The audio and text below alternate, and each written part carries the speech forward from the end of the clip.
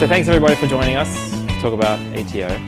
But first, the most logical question I have to ask at an AppSec event is, how many people here know somebody in their family or a friend that has diabetes? Right? So it's a pretty large segment of users. So I actually started my career in health and biomedical innovation, helping combat diabetes. So it was actually an early research project that was looking for new means and methods to detect diabetes before traditional methods could do that. And it was also a non-invasive approach. So this was an approach that didn't require taking blood samples and these other methods. And what we actually built out was this process where we would actually have a patient come into the clinic and they would have a camera on one eye, and then with their other eye, they would actually be looking at this interactive mapping chart. And what it would do is, as the user would follow this chart, we're actually recording their eye with this 500 times magnification camera. And would actually let us get access to this kind of these nerves at the back of the eye. And what we actually designed was this system that let us map out these nerves. So it wasn't just we see like these small pieces. I actually let them build this system that we could actually chart the entire nerve plexus of the back of the eye. And this technology was kind of a cornerstone to the 7-year study that's still underway today. And this is kind of where my background started with a piece of technology called MATLAB. Has anyone here heard of MATLAB or used MATLAB? Right? It's awful software. For those who've used it, perhaps could agree. Let me move my mouse out of the way, as attractive as that is.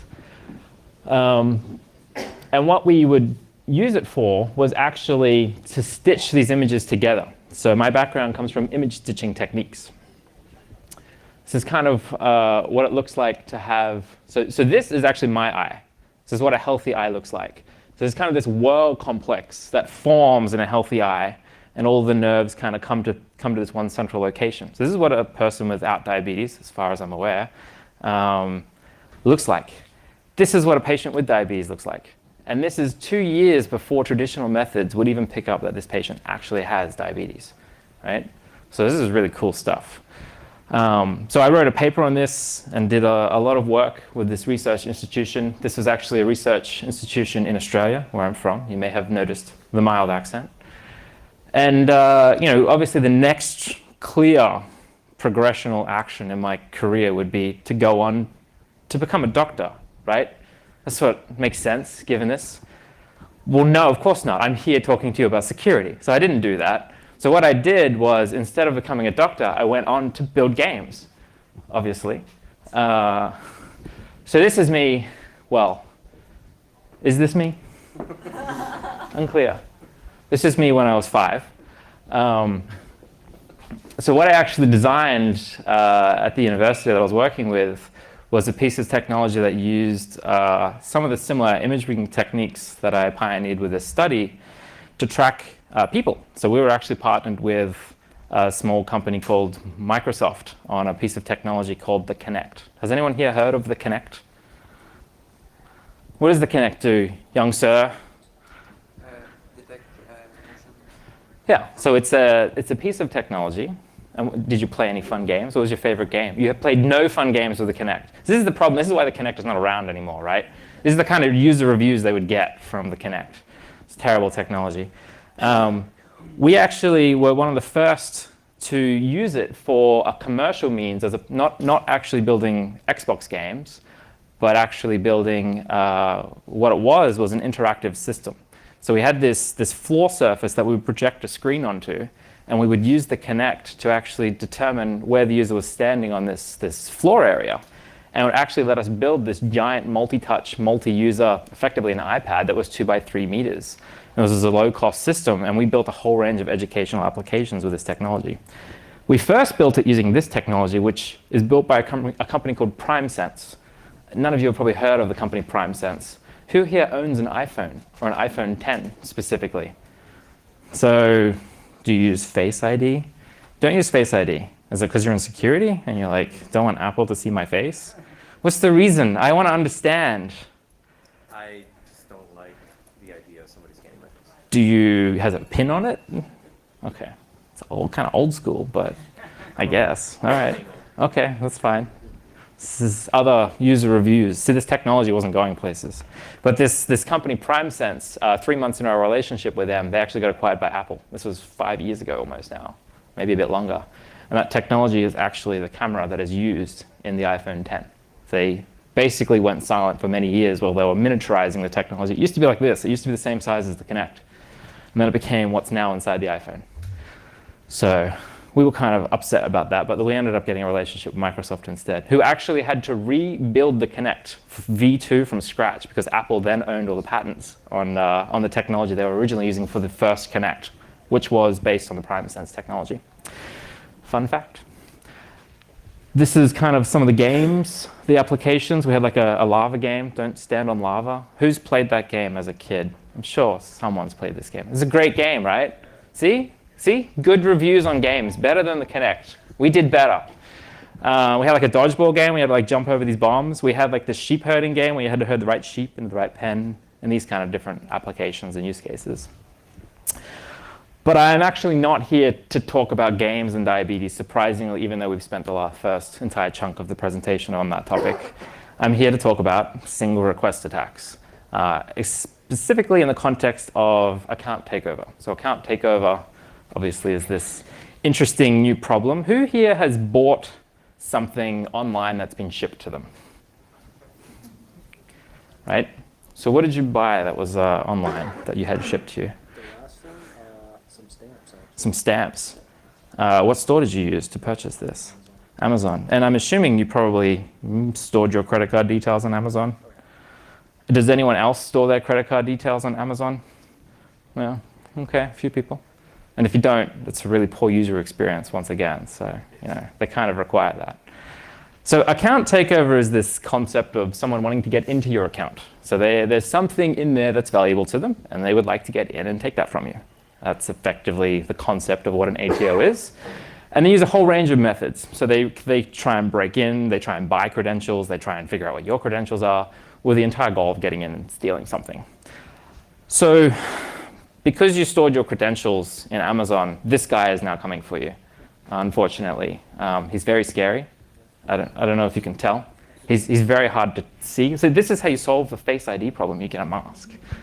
I have a mask. You wear a mask when you use Face ID. Oh, that makes sense. That's just logical. So this guy, he's probably in this room, actually, as a security conference. He's probably here learning what we know about him. But his job is to figure out a way in and illicitly do fun things with your credentials, such as we know that if you can ATO a UPS account, people are getting in there. Well, actually, who here ships something with UPS? Anybody has ever shipped with UPS? Because there's more people than that. Who's actually shipped with UPS? Yeah, there we go, right? So UPS is a pretty common package delivery service. If you can get into someone's UPS account, the fun thing you can do is redirect packages. So what they do is they ATO UPS accounts, get in there, and then redirect your package mid-route to you, back to them, and then they sell it on third-party websites. It's a fun vector of attack. Scraping content, if they can get into your account, maybe you have a premium service with a photo website or something, they can get in there and grab all that content, sell it through a third-party website. And then the more obvious use case is making transactions. Obviously, they can get in there and buy things and then resell them. In the context of games, they'll buy virtual goods and then sell them to third-party websites. In context of a website like Amazon, they will just simply buy a product and ship it to themselves and then resell it. So there's a lot of reasons as to why they would like to do this. Who has heard of Have I Been Pwned? So what does Have I Been Pwned do? You put in an email and it'll give you back a list of maybe where that email's been and other dumps. So this week there was a new breach. Who was on that list? I was. Yeah. So there's 800 million, I believe. Yeah, 800 million accounts. And this is kind of an older leak, but Have I Been Pwned is a website you can go to, put your email in, and it will let you know if your account's being breached or leaked. And they actually leak both the email and the password, so you can actually see what password you've had lost. And this is obviously the starting place of someone that wants to do an ATO attack. They get access to your leaked credentials, and they can then use those to go and attack and get in and start doing some of the nefarious things we described. The most common attack vector with ATO is they take all of these leaked emails and, well, who sees their password on this list? Which one's yours? Is it football? No, it's number one. 1, 2, 3, 4, 5, 6. It's the same as my luggage, Yeah. right? So, you know. Unfortunately, a very large majority of people use one of these 10 passwords. Like high double digits use one of these passwords. So what you do is you take people's emails and you start testing those emails on every service that you find of interest with passwords like these, and also all the passwords that were leaked on those lists. There's 800 million new passwords leaked on that list that are valid passwords people use. So you can automate this process using software that goes and attempts to log in to every single service that's out there. And basically, once you get some valid credentials, you can then hand that off to a human who can then go in and do their job. But you can use automated software to start this process. Does anyone here own an IoT device? Like a light bulb? What is your name, sir? Patrick. What IoT device do you own? I own a lot of them, but most of them are Raspberry Pi based. Raspberry Pi base. Well, that may be better or worse. Unclear. What is like a good example of an IoT device you have? Alexa, Cortana. I'm pretty sure my toaster can speak. Yep, that's probably your light bulb can determine if it should open the door or not. Probably those kind of things. My garage door, cloud-based. Well, of course, very, very safe, very logical. Totally cool. Yeah, highly recommend everybody have their garage door be.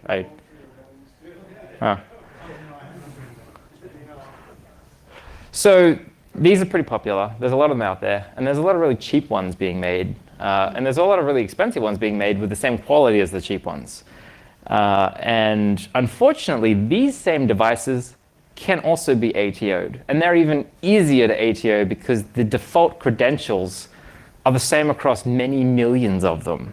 There's one device we know of, which is a photo frame, which has access to your Wi-Fi, and therefore your internet identity. And it has the same login and password, and they sold tens of millions of them. And you can just log into them anywhere you would like and do all kinds of fun things. So what we've actually seen is people route traffic through these to launch attacks. And what they do is when they're launching these attacks against whatever website they're trying to ATO, they're actually proxying traffic through things like IoT devices. We've seen this ourselves. And they're using this to get access to a vast number of identities, effectively a near infinite number of IP addresses they can now access. So you can't rely on IP address as a signal of, is this user bad or not? Because they'll use it just on one request, then they'll never use it again. So it's like, are they bad or not? Who knows? They just came in, tried credentials with one IP address, and then they moved on. In reality, they didn't move on, they just changed their IP address. They're still there testing other credentials. The next logical thing is, well, what about the fingerprint? How about we look at the user agent and their fonts? Well, guess what? You can change that too. It's not overly difficult. I'm sure for those of us in security, client-side data can't be trusted, right? Who would agree with that statement? Yeah, it's logical. You can't trust client-side data. You can't trust network data. Anything coming from an end user can't be trusted. So you can't rely on these identities either. Browsers have gotten increasingly easy to automate. Chrome released a fantastic browser that allows you to automate it. So they have a headless version of Chromium. Chromium, of course, is the source for Chrome. And this is a browser that is open source. So you can download the source of Chromium and modify things such as, what user agent is this saying it does? You know, what JavaScript support does it have? Yeah, actually, we've seen attacks that do this, and they're using real browsers that are modified that let them bypass security checks that the Chromium team built in because it's open source. This is the benefit of, and the negative of open source, is you can kind of do fun things like this. And of course, there's more legacy systems like Selenium, which is more used for automated testing. That's a bit easier to detect. And of course, Phantom.js is a bit more of an old school product. But you know, we see proper attacks just using Chromium nowadays. and just modify it in such ways that you can't determine that it's actually Chromium. What about biometrics? Fingerprinting the way users interact with websites. Of course, that must be real, right? Who thinks biometrics work? To a certain extent, so you believe they do work. In what context? Well, it gives you the metrics, right? There's a high false positive ratio, and you need to do a lot of tuning to get that signal to noise ratio down. But it's not the silver bullet, right? It's going to give you some threat metrics, but it's not necessarily going to give you everything you need. Yeah, no, that's fair. It's an additional signal we can look at, right? But the downside, of course, is, as with all client-side telemetry, this is once again something that the attackers have control over. We've seen bots where they actually let you record, using a macro feature, your mouse movements as you go through a website, and then it adds randomization to your human movements. You do 1,000 recordings, your randomness is going to be better. You do 5 recordings, it's going to be more obvious. But there's actually built-in tools now in bots that you can buy off the shelf that do some of the other things I described that also let you randomize this signal too. So even this signal is something that bots have overcome. You can't rely on this as a true false signal of automated attacks. Who here heard of reCAPTCHA? Anybody here like reCAPTCHA? So anybody that doesn't like reCAPTCHA, put your hand up. Randall, do you like reCAPTCHA? It's better than nothing. That's true. As with all things, more is always better than less. That's fair. reCAPTCHA, unfortunately, can be quite easily broken. So these text captures, we don't see anymore because this technology has been well and truly defeated, right? You can use optical character recognition, which is a commercially built piece of technology. I'm sure if you've added your credit card to a phone, it's asked you to take a photo to scan it in, right? Who's had that happen when you recently, I think like the Uber app and stuff like that, you can now just take a picture. That same technology is why this technology couldn't progress, because machines were getting significantly better at the concept of associating metadata with a text image than humans were. Human solve rate was 2 in 3. So 1 in 3 users would fail these on first attempt. Right? Machines now are 100%. So anyone that's using a text capture, it's nothing more than a glorified honeypot at best. Something is better than nothing, but yeah, in that context, you're losing users. So probably not ideal. This is a good example of capturing the credit card. So they moved on to this photo image challenge. Has anyone seen this come up in the wild? Tell me more about your experience with this photo challenge. Some of them are fairly easy. 1 or 2, they get a little Iffy? iffy. Just a little iffy? Just a little iffy. So this is, once again, a commercial problem. Who's heard of self-driving cars? I hear it's a up-and-coming thing. I live in San Francisco. We see them around. I'm not yet convinced it's like a around the corner thing, but we'll see. Self-driving cars will not become a reality until this thing is 100% bypassed. Because guess what self-driving cars have to do? They have to take photography of what's around them and associate metadata and label that data. And that's the exact same way that you break this technology. Good news for self-driving cars. Machines are really good at doing this and can pretty much 100% bypass this technology now as well. There's a piece of software you can buy called XEvil. Any Russians in the room? No Russians? This is Russian software, of course. It's $400. It's pretty expensive. But this will 100% bypass reCAPTCHA. We bought it, of course. We like to support our Russian friends.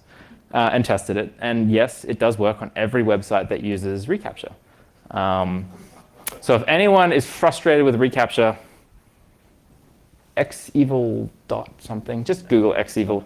It'll come up. It might say Google unsafe when you click it. Just ignore that. What does Google know?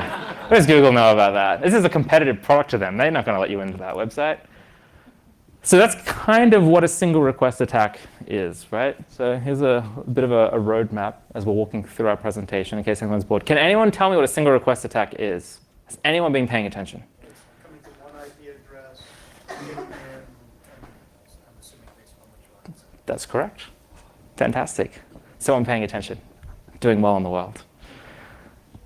So let's talk about how we automate account takeovers. Now that we have all these techniques that we know we can use to basically bypass all defenses websites are using today to combat bots. You can't rely on fingerprints. You can't rely on the identity. You can't use captures. So what have you got left? Well, not much. Turns out, $10 piece of software. It's called Anti-Public. Has anyone heard of Anti-Public? No one has heard of it. This is going to be exciting. This is a Russian tool again. This is industry-leading software when it comes to ATOs. $10. Pastebin is my favorite website for finding breaches and hacks. I'm sure some of you do research on Pastebin to make sure your websites haven't been breached when no one's sharing leaks. If you're not, I highly recommend it. This is a spam database of 458 million accounts, specifically designed and ready to go straight into Anti-Public. And what it is it's emails and passwords. Pretty simple. And what it does is it takes that list in and it uses this beautifully Russian software to go off and do some nefarious things. And it does the same single request attack stuff behind the scenes, but it does this in the context of getting into a login page. So you tell it what logins, like what login websites would you like to try and break into today? And then you feed it the list of passwords and emails that you would like to test. And it will go off and do that. It will give you success rates. It will give you ratios. It gives you all kinds of great telemetry and metrics. We're a data-driven world, so it's great to have awesome software like this. This is the MyRes edition, by the way. I don't know what that means, but I'm sure it's important somehow. It's probably other editions. Maybe there's cooler editions. They're so confident. Oh, who here gives free trials at their companies? Anyone? Any companies give free trials? What does your company give free? What does your company do, sir? We're ZipRecruiter, we do Hiring. And what is the free? our job. And why do you give a free trial? Is it because you're confident in your product and your service, and you know that upon giving a free trial, users will be converted and use your product? First sample is always free. So our good friends at Anti-Public are very generous and very confident in their software. They give away 500 free uses of their software. And you just plug in an email and it will go off and do its thing and be like, yep, here they cracked this account for you. You can go log in and do whatever you want now. You don't even have to pay. And it's $10. $10. And it's still giving 500 free samples away. Exactly. So I'm surprised no one's heard about this. But I'm very humbled to be the first to reveal these fantastic tools. These same techniques don't just apply in the context of ATO, though. So this concept of single request attack is attacking other places. Who here flies? Did anyone fly to get here to AppSec, California? Where did you fly from? I flew from Buffalo, New York. That's a long flight. I'm from Australia. I used to fly from Australia to come here. Yeah. That's a short flight as well. Anyway, I digress. Was it a cheap airfare? Did you find a good deal? It was pretty cheap. That's good. How much did you pay? Fly? 300 round. Oh, that's pretty good, actually. So we're always looking for the best airfares, right? Who wants to pay more when you can pay less? Unless it's like a specific airline and a specific speed or something time of day. The goal is you're always going to kind of find the cheapest fare. And that's the standard, right? Like maybe if your company's paying, maybe you'll opt for a slightly nicer flight. But if you're paying, you're probably going to pick what's the most economical flight, right? This airline we work with in Hong Kong had a problem where their seat inventory that they were selling, this is a low-budget airline, so they're a very famous airline in Hong Kong, and they're selling the seat inventory, but the seat inventory was going missing. And it was just vanishing, and they were not getting, so people couldn't buy inventory from this website, right? And what was happening was, well, because they couldn't buy from this low-budget airline, they were instead having to go and buy from more expensive competitive airlines. Interesting. What could have been happening? So, what the other airlines were doing was they were using automated software, doing single request attacks, going through the booking engine on Hong Kong Express's website, reserving a seat to whatever destination they would like, getting to the payment flow, so the checkout page, and then they were using a payment redirection method. Alipay is the primary one, but more familiar to us is PayPal here in the US. And what that would do is when you click Alipay or PayPal, it takes, like, who's used PayPal to buy something, right? Like it's a pretty commonly used product, right? When you click that option, it takes you off the website. It takes you to PayPal to complete the transaction. And what the airline does is, of course, it can't give you the inventory until it hears back from PayPal. So it actually holds that seat. Right? It pauses that inventory whilst it waits for the call back from PayPal. And they do that for up to 10 minutes while they're waiting for the transaction to go through. And of course, the fraudsters were not transacting. And what they were doing was perpetually locking inventory in this redirection process and completely eliminating the airline from selling any of these seats. So this is kind of a denial of service, right? And what it would look like is when you go to the website to buy inventory, it looks like it's sold out for up to 14 days in advance. Every flight, every destination is eliminated. But in reality, that inventory is sitting there in this seat hold loop. So they were using single request attacks to do that. Does anyone know who this guy is? Who said Bieber? Why do you know that? Have you been to one of these? You're a big fan? Are you Canadian? No. Well, that makes sense because the Canadians hate him. So I'm assuming no one's been to, except this gentleman's been to a Justin Bieber concert? No? What about a small band called AC/DC? We call them Akadaka in Australia. This is an Australian band, for those who aren't aware. Full of knowledge in this presentation. Has anyone been to a concert recently? No one has been to a concert recently. What concert did you go to recently? Last night, Elton John. Last night, Elton John. Where? Here? Yeah, Staples Center. Oh. Why didn't you invite us? Who's tried to buy a ticket and missed out because there was no inventory available in 5 minutes, right? The gentleman recording, sir, what ticket did you try and buy? It's been that long Well, that's an abrupt end to that story. So we'll just move on. So AC/DC, more importantly, they actually have Australian currency. We actually minted currency in Australia because they're so awesome, as of course you all know. This is what our 50-cent coins look like in Australian currency. It's worth maybe a mint at best in the US. The currency is not doing so great right now. We'll move on from that. So ticket inventory. Famous ticketing websites have told us that this is a fact. This is a fun fact. This is another fact. So many. Seat inventory today sells out in 3 minutes. And that's because the vast majority of inventory is being purchased by bots. If you eliminated bots, they're all doing single request attacks, right? If you eliminated bots from buying inventory, it would take 6 hours to sell out the same inventory, right?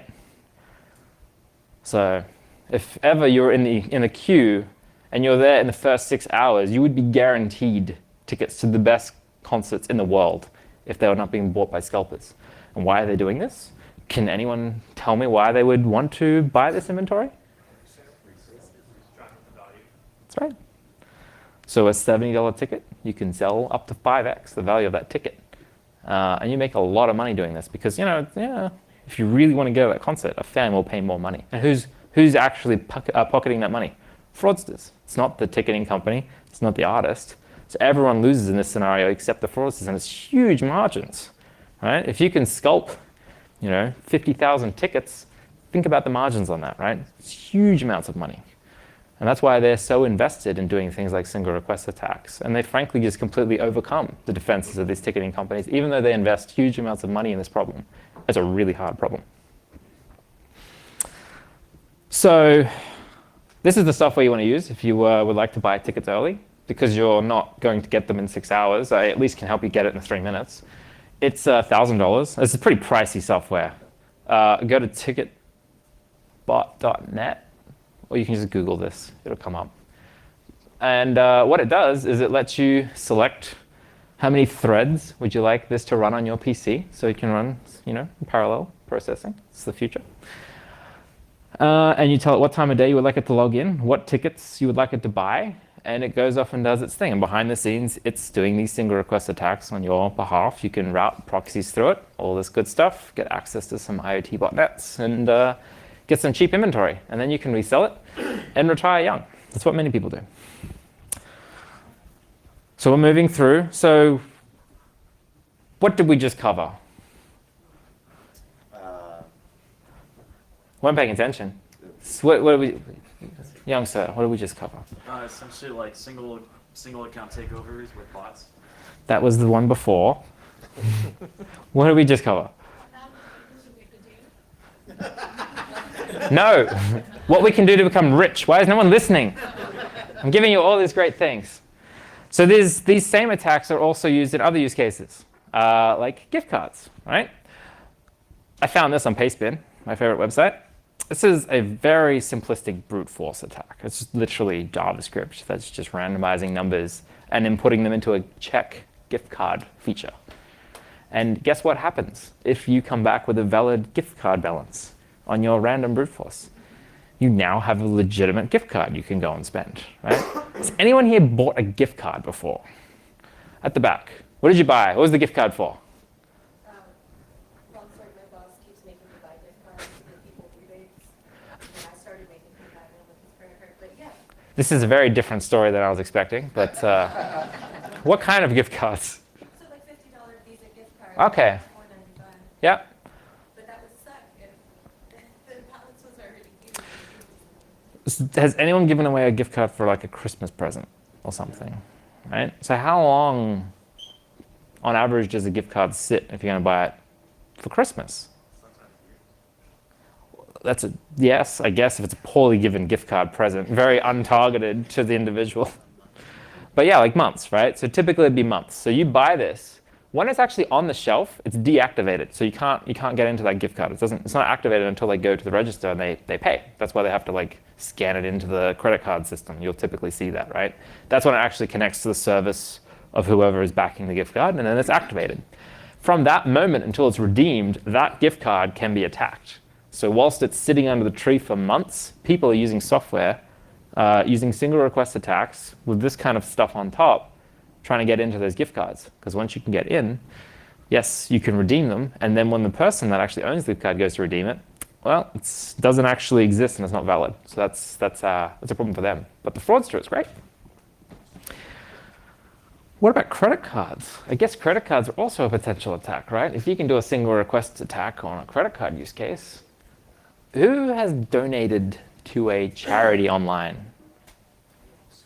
Right? So how much money did you donate? Well, you can give me a rough number. $100. Right. Okay, that's too high. Stop being so generous. So what people do is they go to charity websites and they'll donate $1. But they're not actually using their credit card. They're trying to use someone else's credit card. You can buy credit cards on the dark web, millions and millions of them that have been leaked. But they're not yet proven that you have valid street address and validation, etc. CCV is 3 digits. Guess how many times it takes to brute force that? Guess how long that takes for a computer to brute force? They've already brute forced 1,000. All of the values of these credit cards can be brute forced. And this is an attack called carding, where they will randomly guess the credentials to gift cards using websites such as charity websites where you can just test $1. Most of these websites don't have defenses against bots. So they just let you keep testing. They'll even be really generous and say, your CCV was wrong. Your street address was wrong. Try something else on this one, right? You find a website like that, you can get through a lot of credit cards. And then, you know, good luck from there. So this is a great forum if you would like to buy stolen credit cards. I'd recommend CheckNet. It's a fantastic website.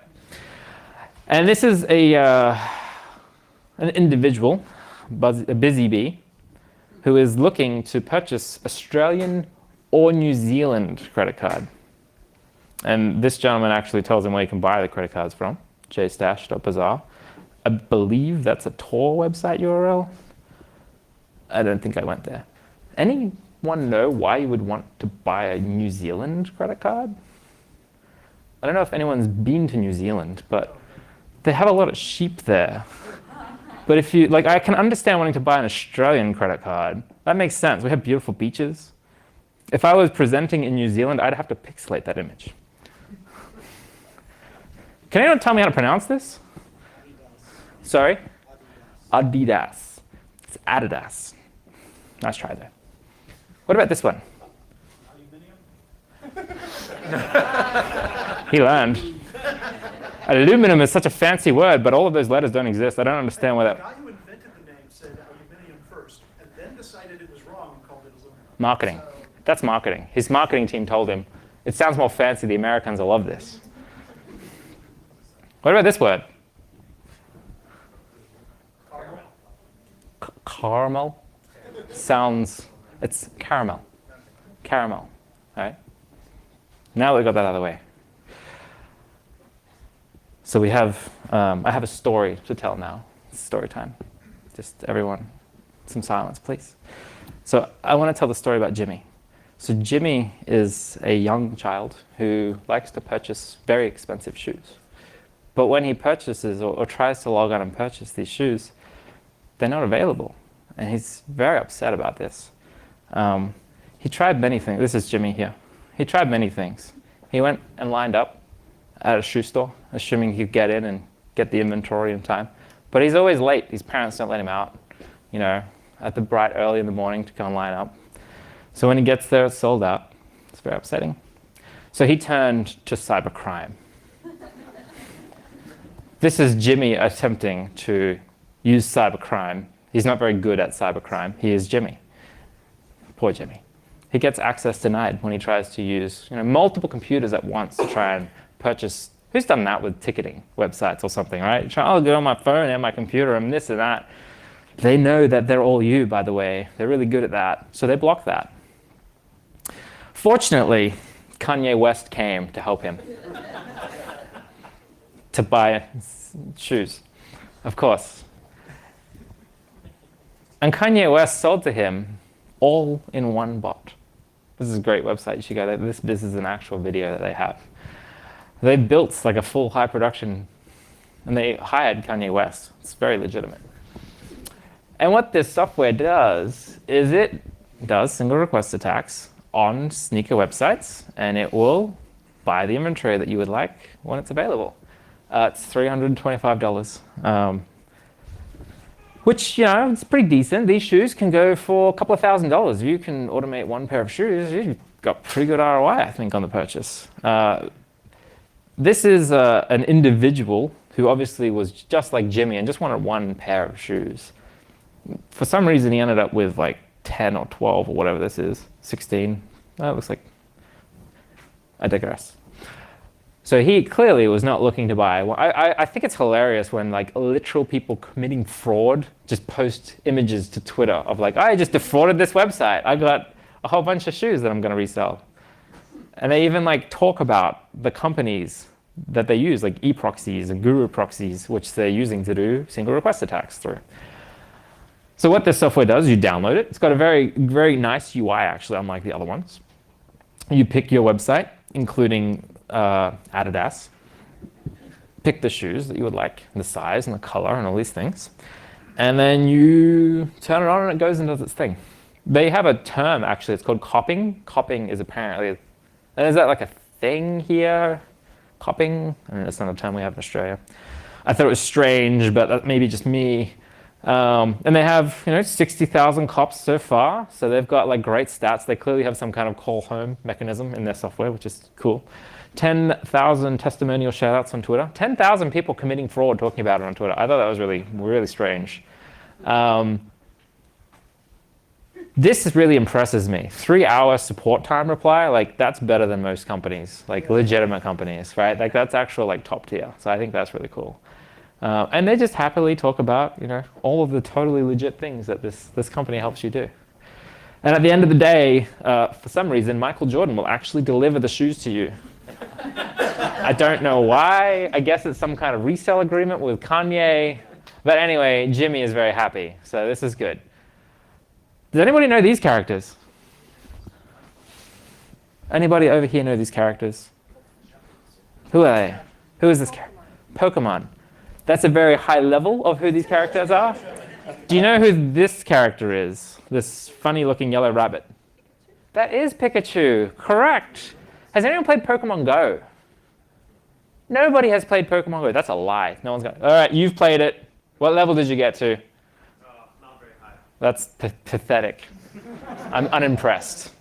Unimpressed. You've ruined my talk now. I don't know. I can't go any further with this. So the first player to max level in Pokemon Go, it was a bot, of course. makes sense. I mean, they can play 24/7. They can do things humans can't do. They can click things faster. They can play better. They can just keep going through and doing this sort of stuff. Pokemon Go's community were the first to defeat a piece of software called Android Safety Net.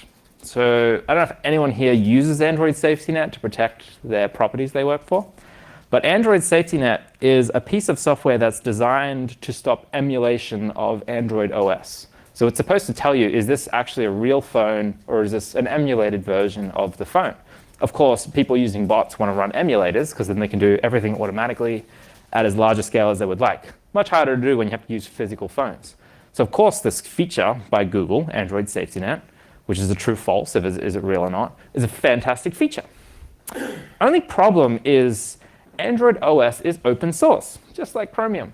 So what they figured out, when they rolled it out in Pokemon Go, there's a large community of hackers. It's called Pokemon Go Dev on Reddit, if anyone would like to go to it and check it out.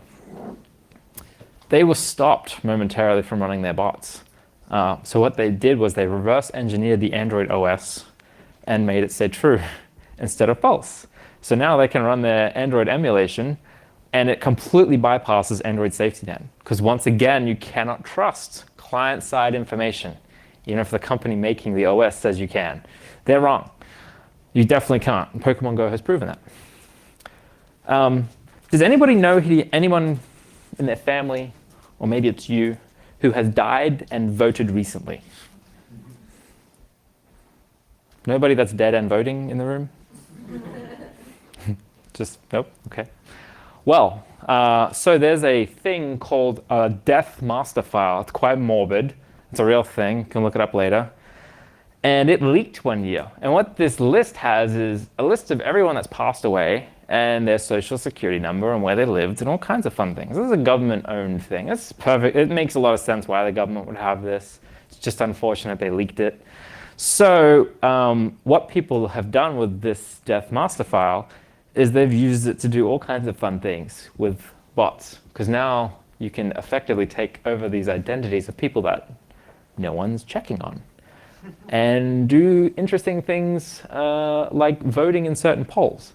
So this gentleman found out that his mother, whom would have turned 71, but didn't turn 71 because she was dead, voted, made 3 separate comments in support of ending net neutrality. Right? And there's other scenarios where similar things are happening. So these websites don't validate if these users are alive or not, just that they have a valid social security number and valid other details. And bots have been using this list to do amazing things in support of all kinds of things that they would like to win. And there's a whole range of other use cases that these same attack techniques can be applied to, right? You know, auction houses, buying cheap, selling high. You can basically control the economics of the market. We've seen scenarios where people are doing denial of service on auction inventory, where effectively maybe you're selling a comic book for $30 and you have 6 other people competing selling their comic book for $30, but suddenly yours gets bid up to $150. And at the end of the day, the buyer bounces, doesn't actually purchase it, but they bought one. Other people have bought the other cheaper ones. And this keeps happening to you. What they're actually doing is using software to create accounts on these websites and make false bids and actually give you effectively denial of inventory where you can't sell your inventory because they keep bidding you up more expensive than themselves and they can kind of control the price. And this is happening on major auctioning websites right now. And then there's hacking and scraping and ratings, of course, and all kinds of things you can do. And I'm sure we're familiar that social websites have this concept of news that's propagated and certainly not interfered with by Russians, using similar techniques like this to bypass all of those very same defenses. They don't actually have a magic bullet to solving this problem. They're in the exact same situation as all of these other companies, right? So you can use software, single request attacks, to disseminate anything you want online. And when information online has enough people backing it and following it, it gets social proof. Right? So if you see a comment that has 200,000 likes or retweets, you're probably more likely to trust it than something that's got none. Unfortunately, bots can also like and retweet things. So you can do all kinds of fun things in that scenario. So how do we stop account takeovers? It's tricky. Obviously, we've gone through scenarios more than just ATOs. But one major recommendation is rate limiting by the email and the identity of the user if you can, if you have software that does that. So this means that maybe give them 3 attempts on an IP or on an identity. That is one thing you can do. Obviously, the goal is how do we make it more expensive for the attackers to use software to attack us than the value that they can theoretically extract. If you can break the economics of it by putting enough roadblocks in their way, they'll go attack somebody else. So these are the kind of techniques you want to employ to do such a thing. Lock accounts with suspicious activity. Definitely do this. Unfortunately, this is a really bad user experience because if your account gets locked and you have to contact someone at the company to unlock it, that's horrible. You might lose users because of this. But you're definitely going to lose users if they find out their credit card's been stolen from your platform. So you have to take care with this kind of balance, right? Who uses multi-factor authentication? Would you use multi-factor on a game you play versus a bank? What's more likely you would enable it on? I'd be more likely to use it on a bank. Do you use it on everything that provides it, or just things that are more important like banks? These days I use it on everything that I can. Okay. So you're very generous with your time then, because it's quite an effort to use multi-factor, as we all know. You have to get your phone out. Is it token-based or SMS-based? SMS-based. Well, that's unfortunate. I have a slide just for you. SMS-based multi-factor is breached now. So you can actually quite easily attack and get into accounts that are using SMS. So token is currently still very viable. That's probably the most secure approach to stopping ATO. So if you want to stop ATO, token-based MFA. Except that's broken now too. Oh, really? When did that happen? So they've got farms that as soon as they want to log in, they wait for you to log in and send you a message at the same time. So Well, on SMS. Oh, this person's already quit. On SMS, yes, but not on token. No, actually doing the alerts. Oh, really? It's still man in the middle. That's hilarious. Yeah, we're all screwed. So it's actually based on phishing attack though, not just random attack. Right. So they have to get you. This is what I love about working in fraud. It's the attackers are geniuses. Like they're smarter than we are. It's awesome. It's always very interesting. And then the other thing, of course, is if they're going to be using bots and things like that to try and get into your account, if you're not using MFA, then strong passwords are very good. Who uses LastPass or 1Password or something? Oh, good. That's what everyone should be using. That's the best defense against ATO, right? Other than MFA.